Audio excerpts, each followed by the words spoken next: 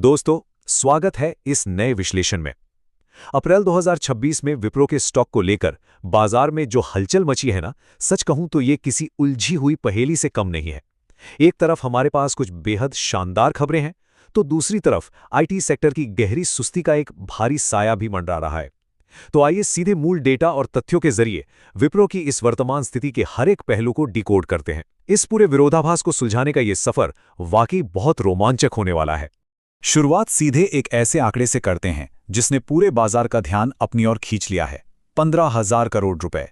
जी हां, विप्रो के बोर्ड ने इस विशाल 15,000 करोड़ रुपए के मेगा शेयर बायबैक को मंजूरी दे दी है। जरा सोचिए, बाजार में किसी भी कंपनी द्वारा इतना बड़ा बायबैक लाना कोई रोज की बात नहीं है। ये एक बहुत ही बड़ा कदम है जो सीधे तौर पर कंपनी की अपनी वित्तीय ताकत को दिखाता है।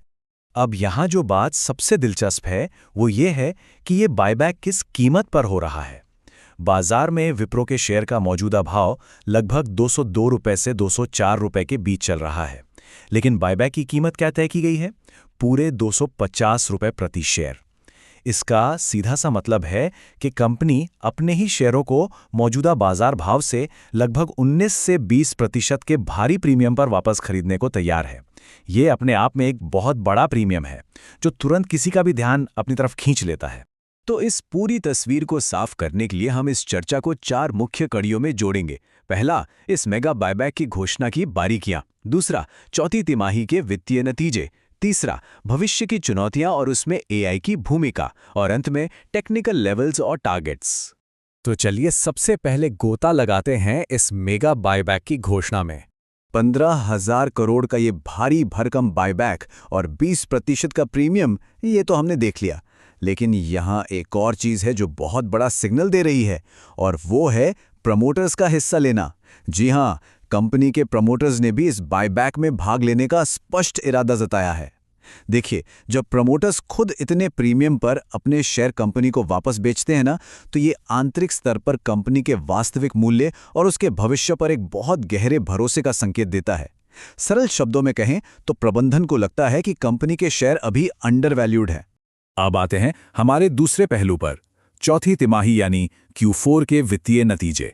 इन वित्तीय आंकड़ों पर नजर डालें तो सिग्नल काफी मिले जुले नजर आते हैं। नेट प्रॉफिट 3,501.8 करोड़ रुपए रहा है, और अगर पिछली तिमाही यानी क्वार्टर ऑन क्वार्टर देखें तो इसमें 12.2% की शानदार बढ़त है, जो बहुत अच्छी बात है। लेकिन अगर हम इसकी तुलना पिछले साल की इसी तिमाही से करें तो 1.89% की एक मामूली सी गिरावट दिखती है। वहीं दूसरी ओर रेवेन्यू सालाना आधार पर 7.6% बढ़कर 24,236.3 करोड़ रुपए हो गया है, और ऑपरेटिंग मार्जिन 17.2% पर बिल्कुल स्थिर है। अभी जो मुनाफे में सालाना गिरावट है ना, ये भले ही छोटी हो, लेकिन ये पूरे आईटी सेक्टर में चल रहे व्यापक संघर्ष और सुस्ती को बहुत साफ तौर पर दर्शाती है। वैसे इस पूरी तस्वीर में एक और छोटा लेकिन महत्वपूर्ण टुकड़ा जनवरी 2026 का भी है। कंपनी ने अपने शेयरधारकों को 6 रुपये प्रति शेयर का डिविडेंड दिया था। यानी ये डिविडेंड और अब ये मेगा बायबैक, ये दोनों मिलकर साफ बताते हैं कि विप्रो लगातार अपने शेयरधारकों को वैल्यू वापस लौटाने का पूरा प्रयास कर रही है, भले ही मुनाफे की ग्रोथ में थोड़ी रुकावट ही क्यों ना आई हो। खैर, अतीत तो हमने देख लिया, अब रुख करते हैं भविष्य की चुनौतियों और एआई की तरफ। और यहीं पर कहानी में सबसे बड़ा विरोधाभास आता है। एक तरफ तो कंपनी भारी प्रीमियम पर बायबैक का जश्न मना रही है, लेकिन दूसरी तरफ आने वाली तिमाही यानी Q1 FY27 के लिए जो रेवेन्यू गाइडेंस दी गई है वो नकारात्मक है। कंपनी खुद अनुमान लगा रही है कि रेवेन्यू में -3.5% से -1.5% तक की गिरावट आ सकती है। ये असल में पूरी आईटी इंडस्ट्री में चल रही सुस्ती का सीधा असर है, जहां क्लाइंट्स अपने बजट में जमकर कटौती कर रहे हैं। और ये बात बहुत ही शानदार तरीके से दर्शाती है कि बाजार के बड़े ब्रोकरेज हाउसेस इस स्थिति को कैसे देख रहे हैं।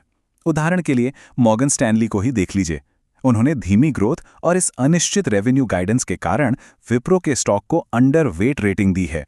ये एक बिल्कुल निष्पक्ष मूल्यांकन है जो हमें बताता है कि बायबैक के इस उत्साह के बावजूद विशेषज्ञ कंपनी के निकट भविष्य के रेवेन्यू को लेकर काफी सावधान हैं।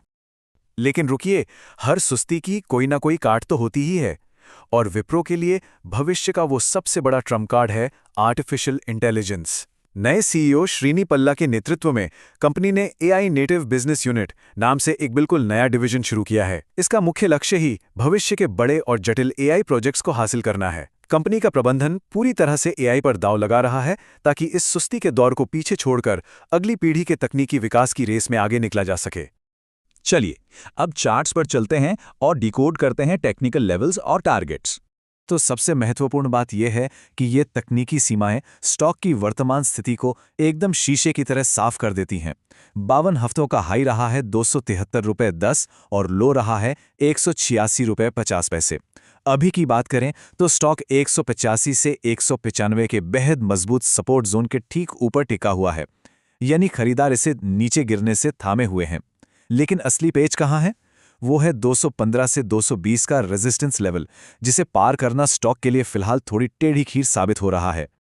अब अगर चार्ट्स की माने तो यदि स्टॉक 220 रुपए के इस मुश्किल रेजिस्टेंस को भारी वॉल्यूम के साथ तोड़ने में कामयाब हो जाता है तो एक जबरदस्त ब्रेकआउट देखने को मिल सकता है।